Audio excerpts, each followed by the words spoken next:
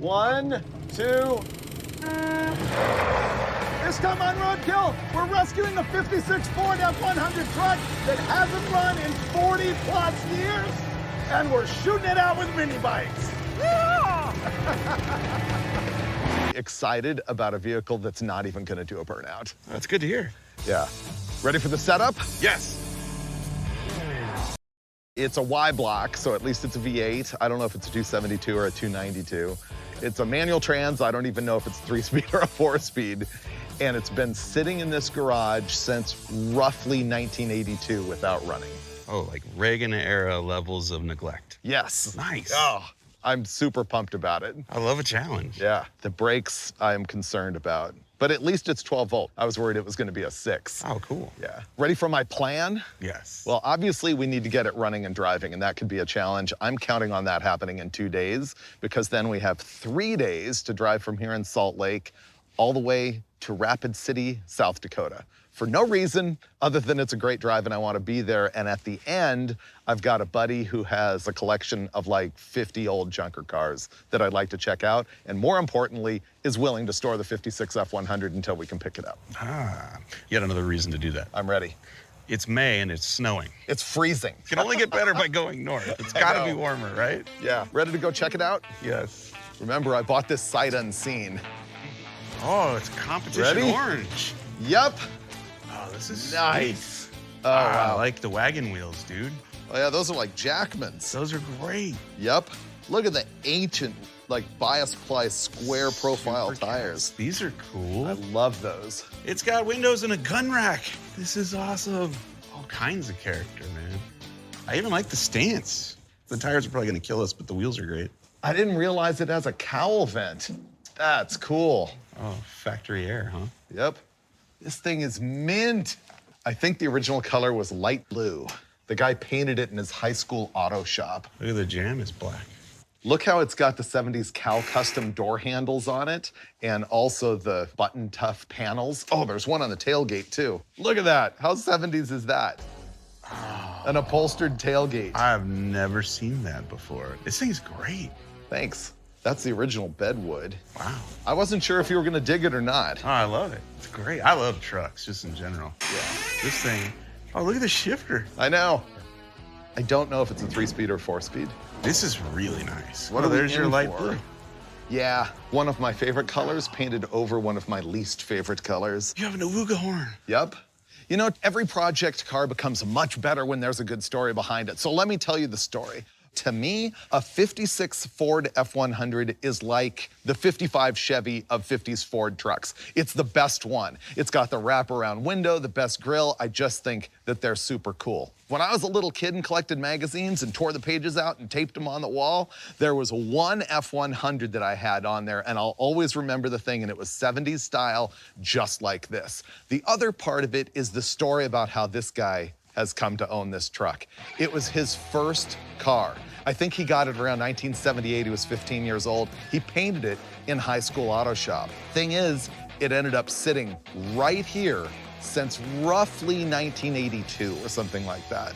So this is like a real garage find. It's really unmolested, and that makes it cool. One of my mentors in the whole magazine world when I was the editor of magazines like Hot Rod was Pat Ganal. His truck that he used all the time, that I saw everywhere, even before I worked at the magazines, was a 1956 Ford F100. And then there's the last part of the story, which is, if you ever have that Hot Wheels from 1973, check out the 56 F100 Hot Wheels with mini bikes in the back. So there you go. And now we gotta tear into it and find out if we can actually make it run and drive.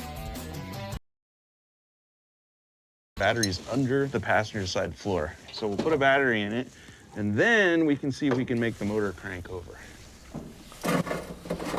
Finnegan, I've got facts. Ready? It's a 4-speed, which we confirmed. It has 392 gears, and it has 143 horsepower. How do you know all this? It's on the door jamb. Oh, Headlights on. no, they're not. Sometimes you gotta get the corrosion off of there. Oh, you got one. How about when I click the dimmer switch 100 times? Negative. Let me go to the back of the truck. Your left rear is lit up. It is right now? Yeah. So earlier I threw a battery in this thing, and in my haste to hear the engine run, I ignored the fact that the negative cable was pretty well shot on this deal. If you look at it, it's frayed.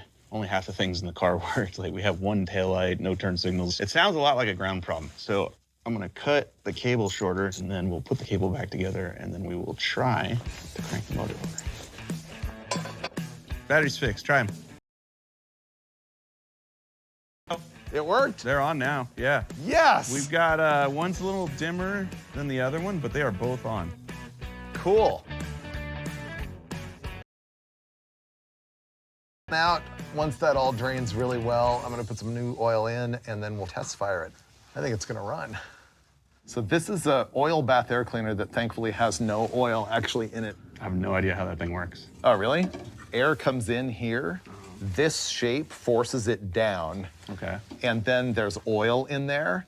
And then the air has to change directions to come up in the carburetor. And so dust is like a heavier particle. Oh, trapped in the oil. And so the momentum of the dust continues it down into the oil where it gets caught, but then the clean air goes up into the carburetor. What happens when you like jump the truck and it lands real hard and the oil comes up? That's the problem. Oh. Yeah. Horn works. Here's what we know right now. First of all, this is a 272 cubic inch Y block, not a 292. We also know that the seller and a neighbor pulled the plugs out of it and put oil in all the cylinders and actually turned it over before we even got here. And so the engine rotates, it's not seized. You want to crank it a little bit first, then I'll starting fluid it? Okay. Let's see if the cranking works. Wow. Runs. It's gonna run. It wants to go. Yep. Hey. That's on fire. Stop. Man, that's a good fire. Well, you won't be cold anymore. Don't worry, it's only North Face. Man, that does not want to go out. Where's the fire extinguisher? Oh, I know what. The oil in there is burning off. Okay. It wants to go. Good news. Sounds like the Y block actually wants to run. But I think what we're gonna do is try to make the brakes work. Master cylinder's under the floor. That always makes doing this fun. Well, it looks like the master cylinder for the brakes is not moving any fluid at all. Fortunately, it's not my first barbecue, and I foresaw that, and so I'm gonna be installing this new one. So this is kind of an unusual master cylinder for most of you because this fitting on the end takes a brass fitting that all of the hard lines come out of. And then, of course, it just has this weird lid on it, like a 50s car. And over here is the clevis that the pedal goes through from under the floor.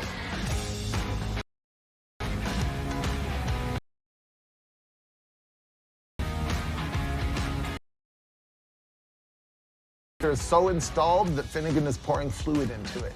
The piston moves in this one. I can see bubbles coming out. Because we're too lazy to put it back on the ground and we need to remove the tires to bleed the brakes, we're trying to wedge this piece of concrete under there, and we've got to the very last nut. It has become one with the stud.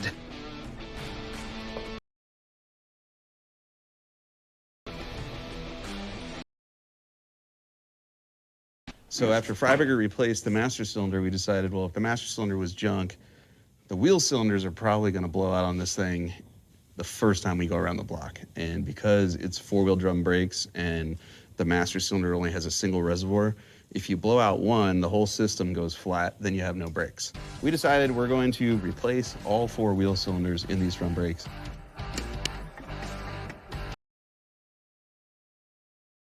That's in pretty good shape. We're doing the right thing and changing the wheel cylinders. You wouldn't be able to find an obscure 56 F100 wheel cylinder. And we hit AutoZone, and we did have to order it, but we did get the Duralast wheel cylinders and brake hoses. Life saved. All right, let me throw this together. Okay. Well, that spring's broken. Here's another one that looks similar-ish, however, has the tensile strength of a garage door spring. And I cannot get this from here to here. It just ain't happening. Not even with correct tools, not happening. And look, this is approximately the same length, but more importantly, the thickness of the spring is really close, which means I might have a chance of actually stretching this from here to here. And believe it or not, this is from a 65 Ford Mustang, so why wouldn't it work on a 56 Ford F100? Woohoo! Fixed.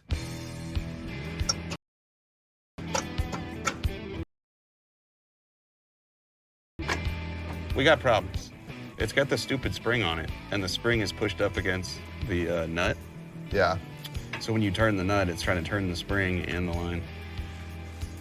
Is it already broken or twisted? No, it's trying to twist. I'm really good at loosening those. All right, I'll leave it for you.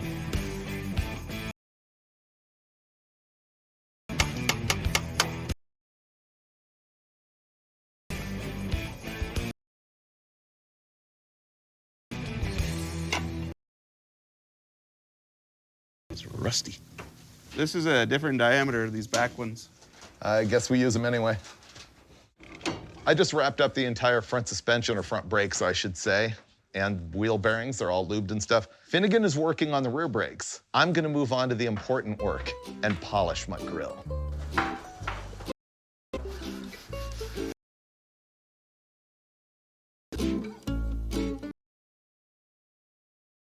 The brakes rebuilt and fixed and all the lines going, and now we bleed.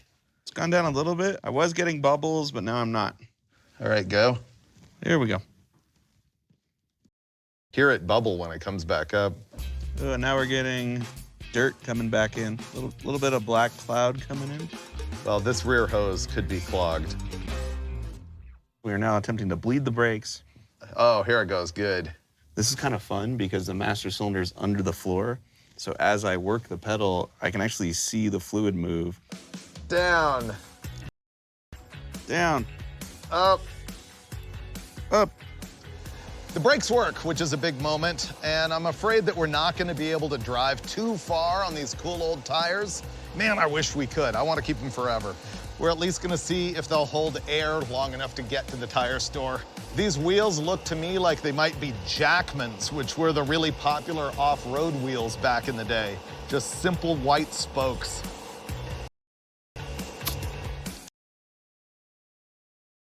Told to open this newspaper, the Birmingham High Prospector from November of 1979.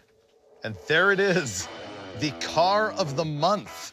His 56 Ford truck was chosen as Prospector Vehicle of the Month.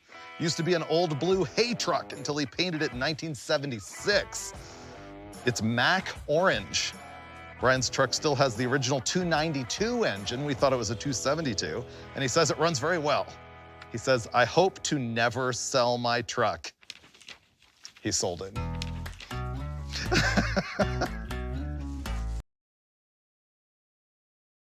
Look at the fuel line. See how mangled it is or death-inducing? It's hard line. This is good. I always want to inspect the fuel lines on old stuff that's been sitting, and fortunately this thing is steel hard-lined the whole way with the exception of one connector at the tank that's in good shape, and up here that goes from the hard line to the fuel pump, but it doesn't have a filter in it, so I'm gonna replace that rock-hard piece of line. Filling the empty differential. Well, it's a good thing we checked. There's nothing in it. Poured coolant in it, and we're leaking from a couple different places. We don't know where yet, but none of them are good. I see stuff dripping down the front cover from here, but that's a leftover from the hose that you clamped. Oh no, the hose that you clamped is still dripping. The radiator hose is leaking. The radiator hose is leaking, yep. This is definitely a tomorrow problem. Yeah. What we decided to do is make it run a little bit more. Remember earlier in the episode, we got the thing to just sort of, bruh, and then it was a big fire. Well, we're planning on making a bigger fire. And we're gonna see if we can actually get it running completely, smoothly, taking throttle and all of that stuff. Because if that doesn't work and it rod knocks, then we don't have to find the coolant leak. Let's go for some gas. All right, Mike, fire it up.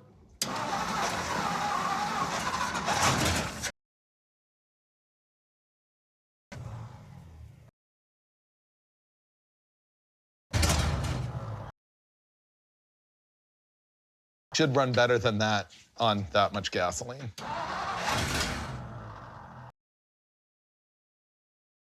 It does. Exactly what it seems like. Yeah. So what we're noticing here is that as soon as he turns off the key, it stops running. And sometimes what that can be is like a ballast resistor that's in line, and it drops voltage to the coil while it's running, because they want to run on like 9 volts or something like that, but it gives full voltage while cranking. And so if there's a problem with that system one way or another, then it'll shut off the ignition after you let go of the key. I can just hot wire the coil. It'll take a long wire because the battery's under the body. You could go from the generator, maybe. Maybe. Next attempt, I'm gonna gas it, and then I'm going to just manually jump to the positive side of the coil so that it has ignition all the time, and we'll see if that lets it run longer. Go for it. Okay.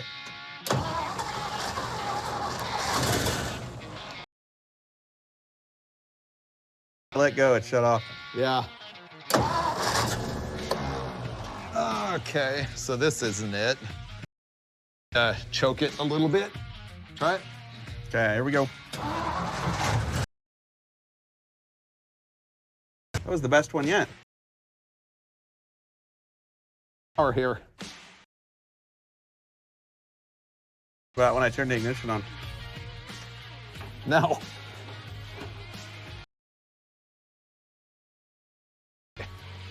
What is going on?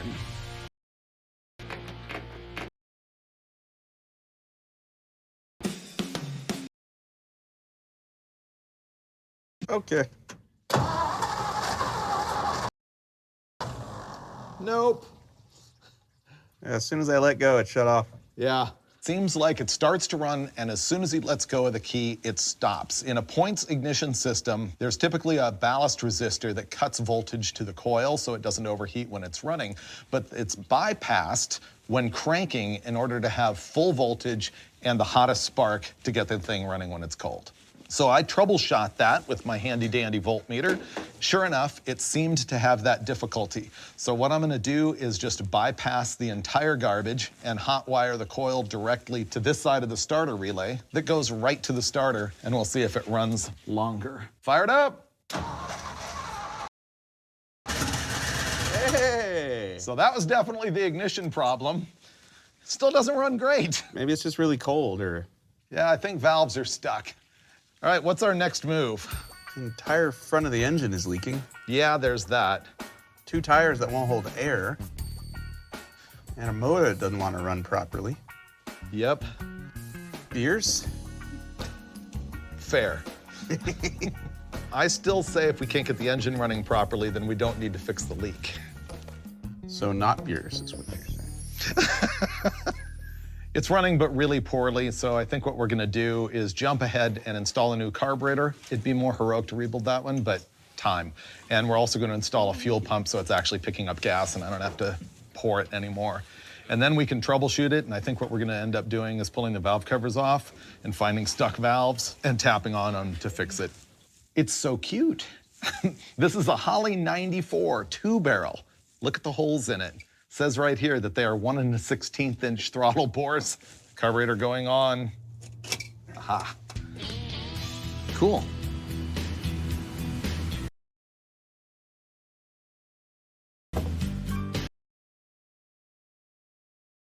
Any badness? Oh, there's no oil up here. That's not shocking. Not centered over the tip of the valve, and they look like they're resting on the retainer. It is adjustable shaft rockers from the factory. We have our little helper in the cab. He's gonna crank this thing over for us, and we're gonna look at the valves and see if any of them are stuck and won't come up all the way. Totally happy. Yeah, these all move. Yep. You know what a Y block is famous for? Is clogging the oil hole that feeds the top end. Actually, you wanna know why it's called a Y block? It's because it has a deep skirt engine design, kind of like an FE or a 440 Chrysler, where the skirt comes down much lower than the crankshaft. So when you look at it from the front, it looks like a Y. Now you know. Yeah, that's a problem. We don't have any oil to the top end. both valve covers off and we've spun the engine over. We expected some stuck valves. We didn't get that. They're all moving up and down happily. The bigger problem is we don't have any oil to the top end, so we're gonna have to figure that out. The fuel pump fuel, which means Mike just removed the old one that has the cool glass bottom. We got a new one. It's got fittings in a little bit of a different location, but I think they're gonna be gooder. So we're set. Hit it. It does. All right, that's enough victory for the night. We're out of here. We haven't really solved the problem with oil at the top end, but we want to get it running, assuming that that will actually pump it. Next step in making it run for real is spark plugs. So I've removed what I believe to be the #1 wire from the distributor. I'm going to put one probe in the end of it, and then I've got the other probe at the other end that attached to the spark plug. And bingo, we have continuity, which means I now know that I can just bypass all this mess and hook a plug wire from our new spark plug right here to that terminal. And once we've established that, Dave can go firing order and just keep going. 3 is your side, and then 7 is my side.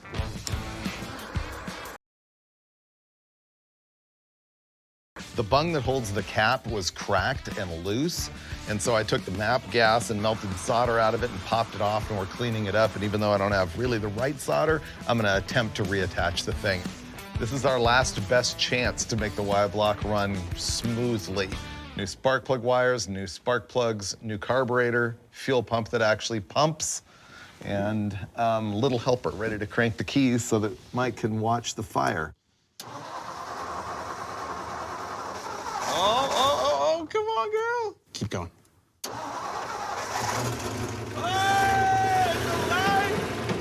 Yes! Wow!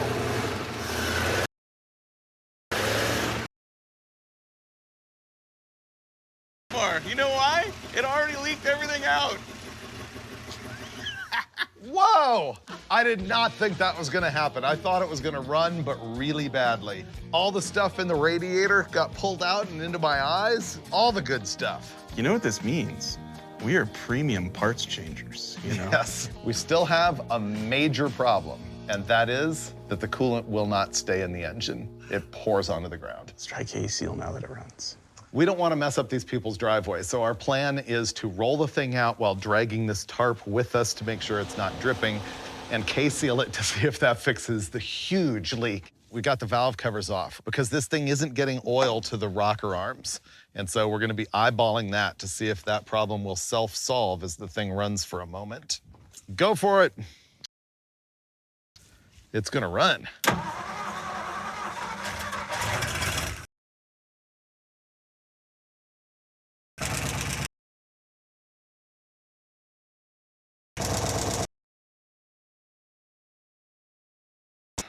That's a showstopper. We have no oil to the top end at all. Oh, wait. I got some. Looks like we got it on the driver's side, nothing on the passenger side. I got a pretty good fuel leak over here, too. I don't feel great about this. The fuel pump was gushing gasoline out onto the ground, and it looks like one of the fittings that came with it is barely threaded, like it wasn't tapped deep enough. So Finnegan's over Tefloning it and ramrodding it together in hopes that it won't leak again. Here we go. Come on, baby. Let me triple check that fuel leak. All right.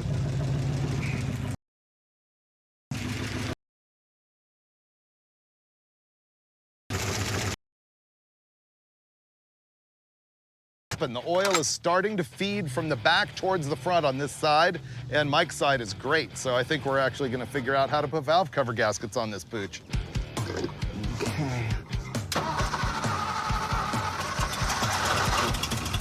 It's so fun.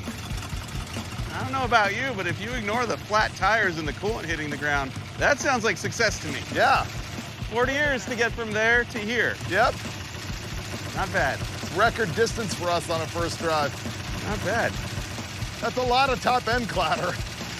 We got a ton of leaks. It's pouring out. Market fuel pump is doo-doo. It's leaking everywhere and we can't make it stop. We're gonna fix the fuel leak and pour in more K-Seal. Oh, God. Looks like vomit. I know what you're thinking. These are not nearly as cool as what was on it. But these are round and they hold air. And they're good enough to get us to the tire store where we'll get freshies on our old wagon wheels. We mean it this time. We're leaving. We're gonna tie together the wires on the electric fuel pump. We're gonna tie together the wires on the ignition. And we're gonna drive out of here and hope that the coolant leak cures itself. I have all the faith in the world in Orange Folius. Let's go. We're going to the tire shop.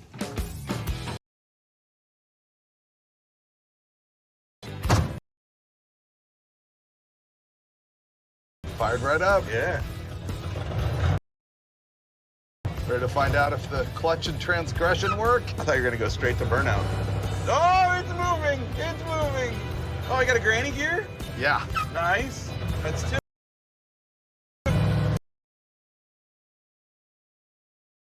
Good. I have to hold on to the gun rack here. All right.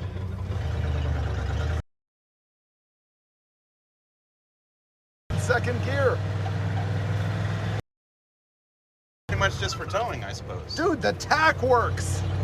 What? Yeah. Is that third gear? This is third. Whoa. It's official.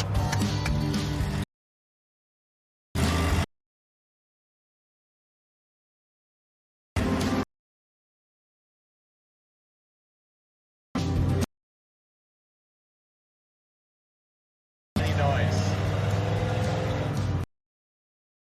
All right, we're pulling into the tire store. We're gonna put some radials on this, and for the first time in a very long time, I'm gonna have white letters out, just because. I'm all about the white letters out.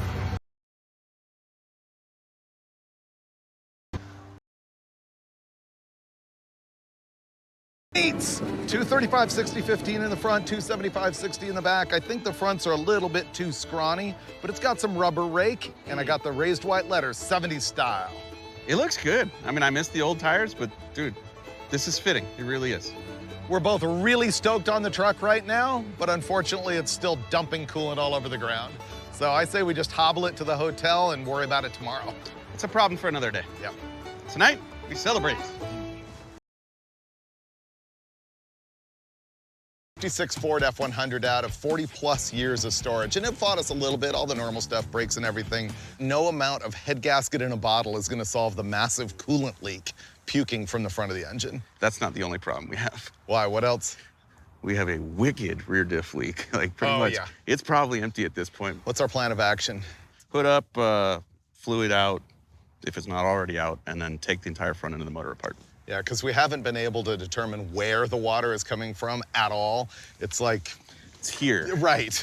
Look at it this way. If we can't drive anymore, we can't blow up the rear end with no fluid in it. I love your optimism. In this thing, it was puking coolant so badly, but when Finnegan and I just popped the hood and looked inside the radiator, oh.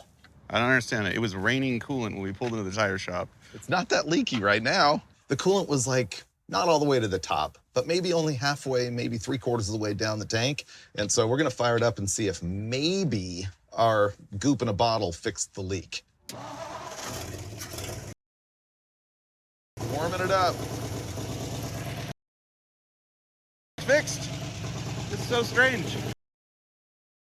It's raining coolant out of the front of that engine today. Nothing. That is not possible. It's virtually full. It's right there. Oh, it got even better then. But it's pouring out the bottom again. We've gone back and forth on this. It's leaking, it's not leaking. I want to crawl under and take a closer look, so I'm going to move it over to flat ground. The back of the damper is wet now.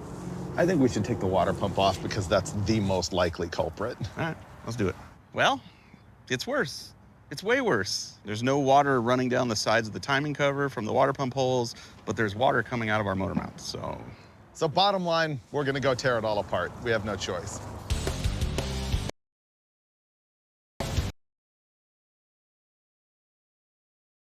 Found our leak, and it's at the very bottom of the water pump, which would be the most likely source, but it just didn't look like it till we got it apart. You can see the water level where it was sitting for years.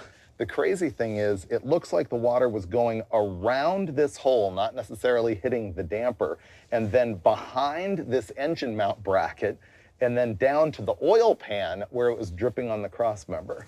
We're reasonably sure our water leak came from the water pump. And so we bought a new one. We had to transfer some parts from the old one to the new one. This one is corroded, like really corroded. But the thing I did notice about it that I kind of like and I'm going to miss is if you look at all these dimples, this thing was balanced, man. This was high performance. This one, not so much. But as long as it pumps water and it doesn't leak, it's got to be better than it was, right?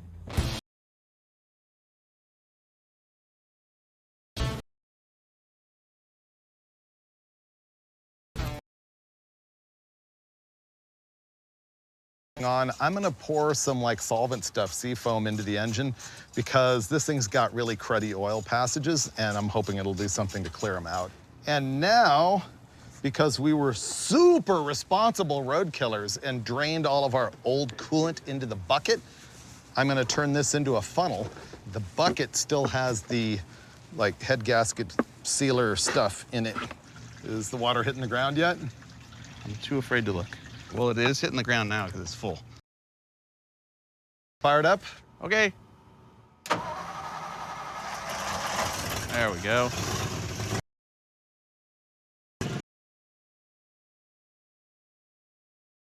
Fixed for now. It took like 5 minutes for it to really erupt the last time. Right, but if we leave, we can't see that from inside the cab. Just go. Let's go.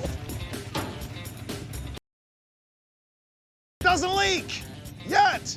I think that our chances of making it to South Dakota at this point are 0. Not gonna happen. We have one more day on this shoot, so I have a different and perhaps better idea. Oh. Yep, ready? I'm following you.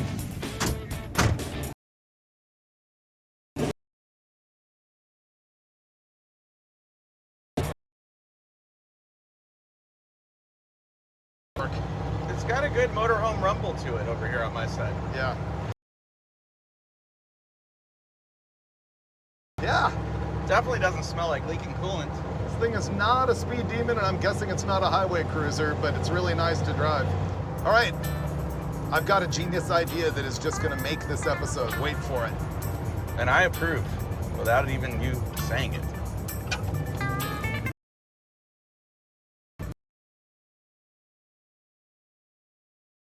Look. Yes! Yes! Victory! That was great. It doesn't leak, and I gotta tell you, it is really nice driving this thing. I do have a plan. Because South Dakota didn't work out, I had to make it more like the actual Hot Wheels F100, which means mini bikes. We ordered a couple of them, we just gotta put them together. I love this part.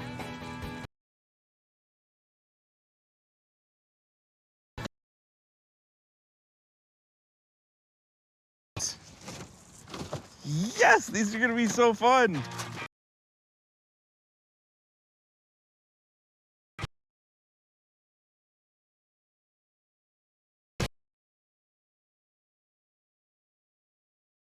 We got the bikes assembled. Storm's coming in hard, so we're gonna load them into the back of the F100 Hot Wheels style, and I think we're gonna call it a night. Okay, ready? Yep. There. Nailed it.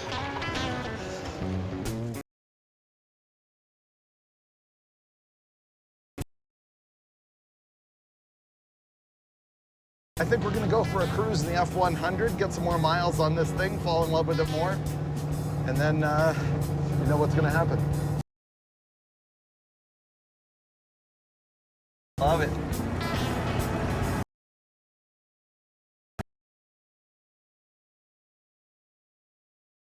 It still blows my mind this thing sat for 40+ years. Yeah, it makes no sense that it's now running and driving like a brand new truck. Pretty well. I'm impressed. Yeah, Genuinely. me too. Unfortunately, we're not gonna make the 700-mile trip to South Dakota that I'd initially planned. We have gone 7 though. But 7 is pretty good, and I bet you we do 70 today as we seek out a place to ride our mini bikes that match my Hot Wheels.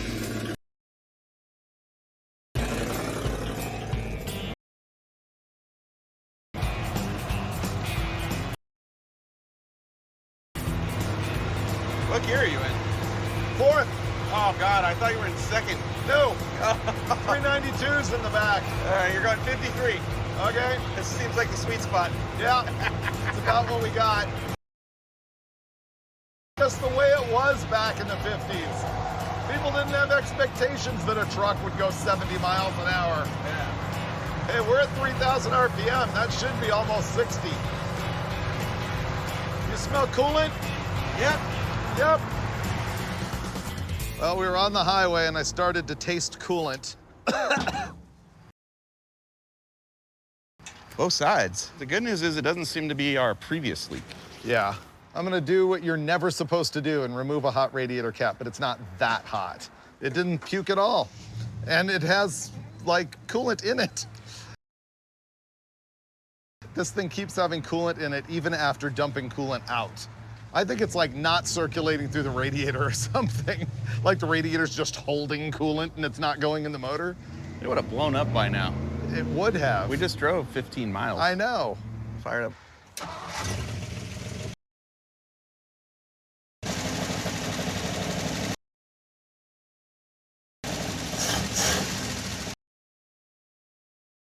Why? Well, I feel like I should hand you an ice cream as I give you the news. There are bubbles. They get worse when you rev it. Really? Yeah. So it has a blown head gasket? Ish. We ended up going through a few things, taking the radiator cap off, maybe seeing head gasket bubbles, then changing our mind that it wasn't really bubbles. And then we thought we needed an overflow. And then we looked at the back of the radiator and realized that almost all the fins are like shut off. They're just bent and mangled. And of course, when you rescue something parked 42 years, the block's all full of rust. The radiator's probably all corroded. Overheating, it kind of is what it is. I'm just gonna top it off and we're gonna hit the road because mini bikes.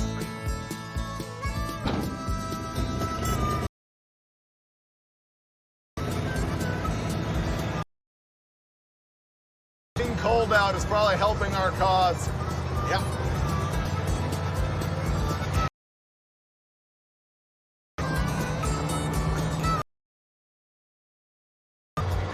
Miles. You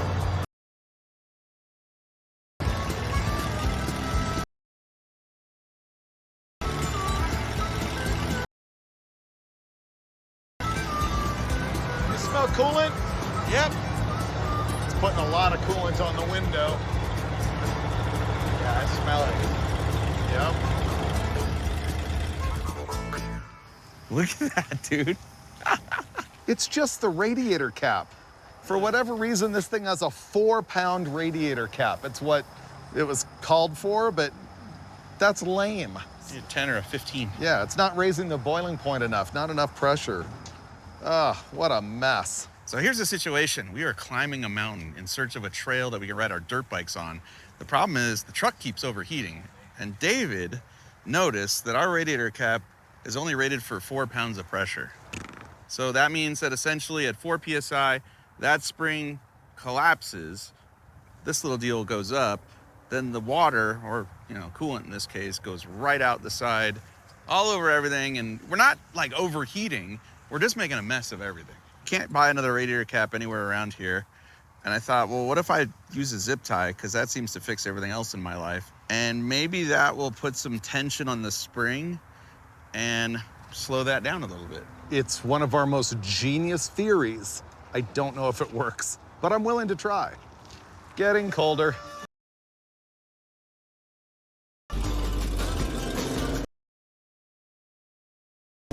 We're invincible. Zip tie on the radiator cap. It has a chance. Desperation is the mother of invention. That's what I say. I like it.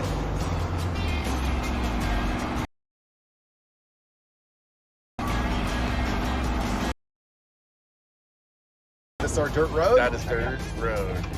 Oh, we're not the only ones that like the dirt road. April 30th, good for us.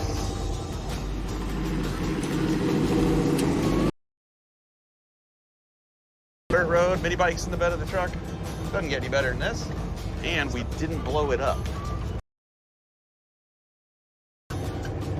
We took a truck that hadn't moved in 40 years, climbed the mountain, And we're gonna mini bike. We're gonna ride mini bikes now.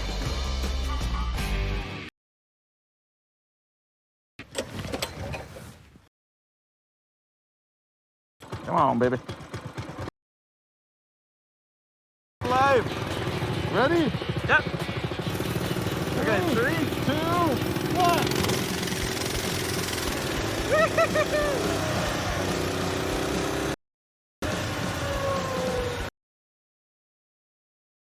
We expected to go to South Dakota. It was pretty obvious on day one that wasn't gonna happen. But still, we got this thing running after 40 plus years, drove the thing all around town, overheated a bit on highways with big hills. We're able to come out here into the beautiful wilderness of Utah, mess around on the mini bikes. I'm really digging the thing. Reminds me so much of one of my heroes, Pat Ganal, and the 56 that he used to drive everywhere. And it's so fun that it matches the little Hot Wheels. It's just a great story. We got the truck and the mini bike lined up on a flat section of dirt road here. And I don't know, I think the mini bike could get the jump on the truck. Who's gonna win? Finnegan or Freiburger? Let's find out. Are you good? 2. Oh, and I'm spinning the tires. Oh, he's actually outrunning me. There we go, I'm finally past him.